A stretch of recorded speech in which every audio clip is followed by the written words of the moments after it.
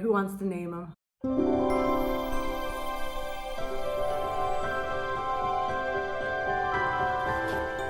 Hello, everyone. Checking in. I know my timing's like really off, but I will say I did do a video last week, but the sound was just absolutely terrible. And I was slushing through the snow and all that stuff. So feeling a little bit more fresher right now. So I am going to dive right into the winter solstice. And I'm Jennifer Juniper, and I'm here for your call to adventure. So let's get into it a little bit, shall we? This is definitely one of my favorite times of year. We could start to get a little bit more, I'll say reclusive, but maybe from a more spiritual place. It's a time to be yielding. It's time to be receptive. And it's so many different holidays, right? So happy holidays, by the way, all of which bring us so much light, not only within our communities and our families, but in our hearts. And that's kind of what I want to talk about a little bit. How we break into that time where there's deep stillness, and that helps us open our hearts. Mostly to ourselves, to be perfectly honest. I love this time. It feels to me like retreat season, I would always say. If you read my blog from last week, I was talking about stray birds. That's what I was kind of getting into. This week in particular, there's so much going on. We've got the new moon and we have the winter solstice. So there's a lot of really fresh energy kind of coming through. It might feel like kind of momentous. I think that's the right word.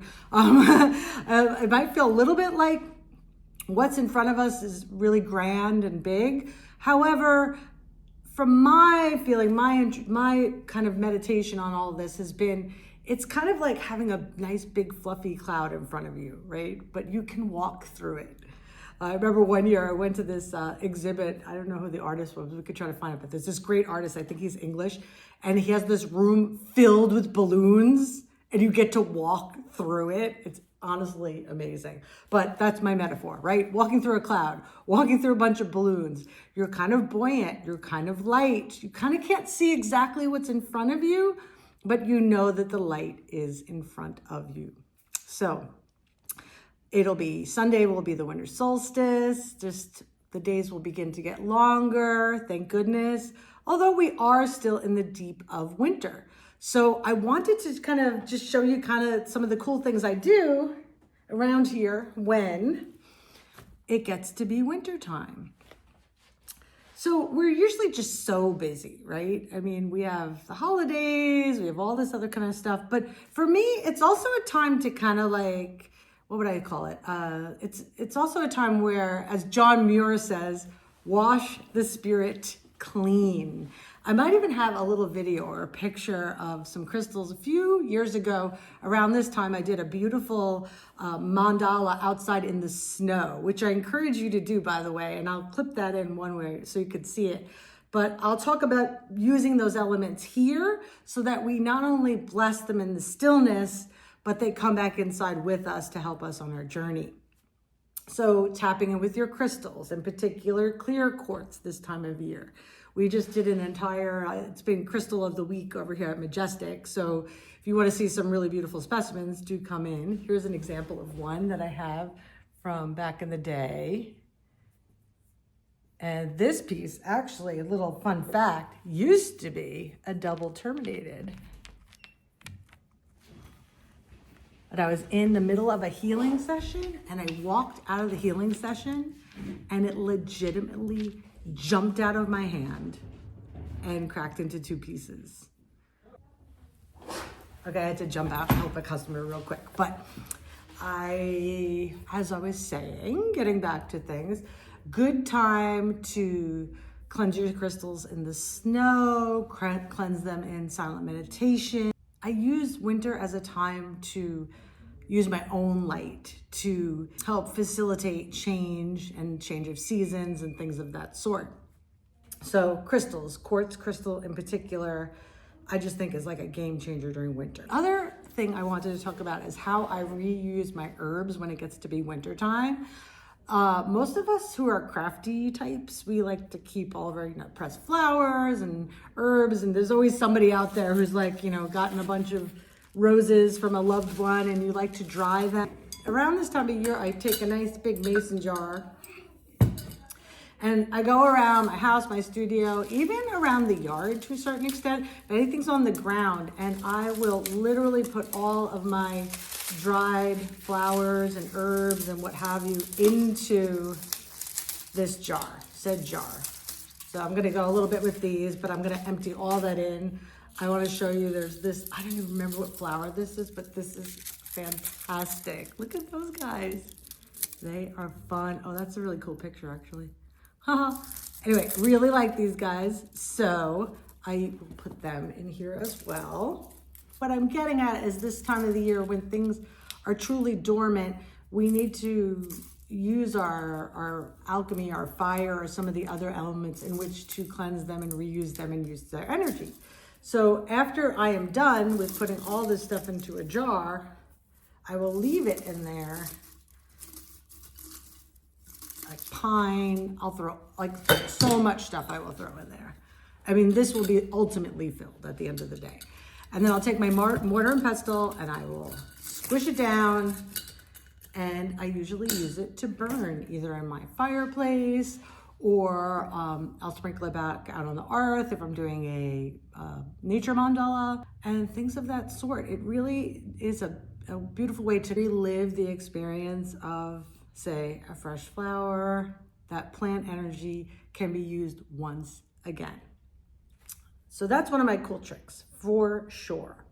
Now let's talk a little bit about birds, because I think I was talking about my blog. I put a blog last week. I was talking a lot about stray birds, and this just came to me because it's the time of the year where you look outside and there's birds absolutely everywhere, and birds become literally like a symbol of transformation. They're like message carriers.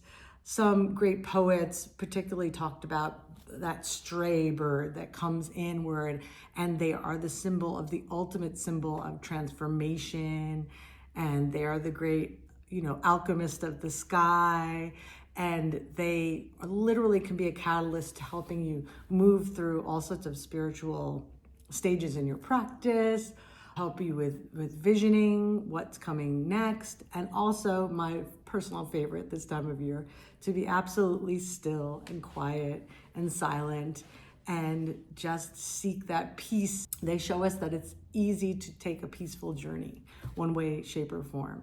So I really dig birds this time of year, and I think you should too. My grandfather always used to have this like fully packed bird feeder outside. And when I was a little kid, he would sit there and he would show me like all the birds, and I don't always remember all of their names. There's a great app out there, Merlin, I think it is. It tells you all their songs and everything. I've been using that quite a bit. Oh, in addition though, I also have my cute little sound birdie here. He's so fun. Watch this.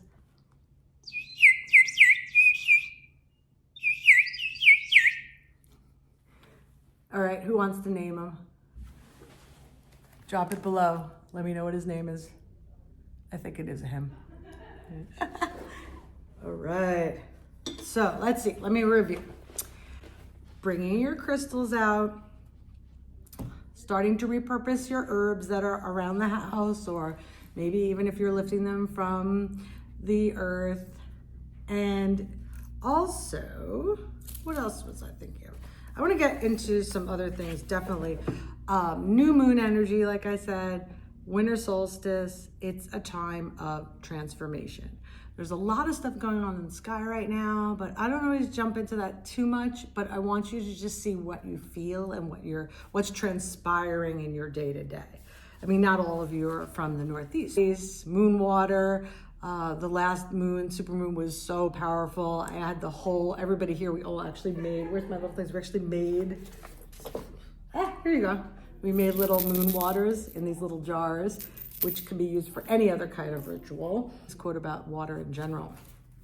So it says, "There is beauty in the sea, unlike any other, yet few people ever get to see it. The light in the water, it is special and it can be mesmerizing. But be careful, don't swim towards it. It will come to you." And even though we're talking about the sea in that particular quote, there's a message behind that was like, don't swim towards it, let it come to you. This is the time of year where we are yielding and receptive. In fact, I did the I Ching earlier actually yesterday, and it literally was Gui Mei, which is receptive and yielding. You can see right there. So it is a time of stillness. I love, it talks about approaching new things in your life, your loved one, anything that you sit with will gain strength and will multiply, become manifold, as they say. Be in your truth without any fanfare. And in this place of humility, your rightful place will emerge. Overt action would cause you to lose the opportunity to join with those who have, for the right reasons, chosen you. This is a time of initiation. It is a precarious time. You are on the brink of joining with others to move forward, but for now, remain still. And I think overall, that's what I'm getting into today is just, it's winter solstice. It's a time to be still, to let the light come forward to you. Use any kind of ritual that works for you. I'm encouraging you today to use your tools that you actually have right in front of you. And I also encourage you, especially on the solstice, to do a meditation for yourself, and particularly silent. If you are here in the Hudson Valley and you want to join us at Majestic Hudson, we will be having a winter solstice celebration. And we will start with a silent meditation, and then we'll do lots of fun things all day, and we'll end with a beautiful sound bath. So just wanted to say happy and blessed solstice and Yule to you, and all the beautiful happy holidays, happy Hanukkah, Merry Christmas, Happy New Year. I'll probably even see you before then. I just want to end with this beautiful poem that is one of my favorites, absolutely, by Rotke. It's called It Was Beginning Winter. It was beginning winter, that in-between time.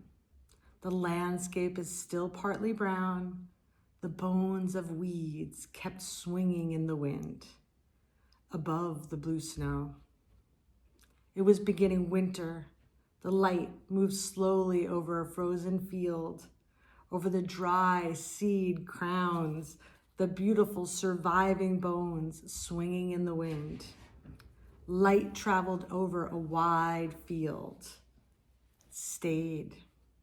The weed stopped swinging. The mind moved, not alone. And through the clear air and the silence, was it light? Was it light within?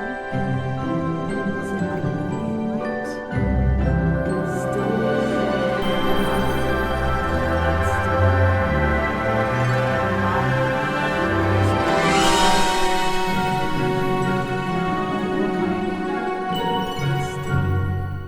Wait.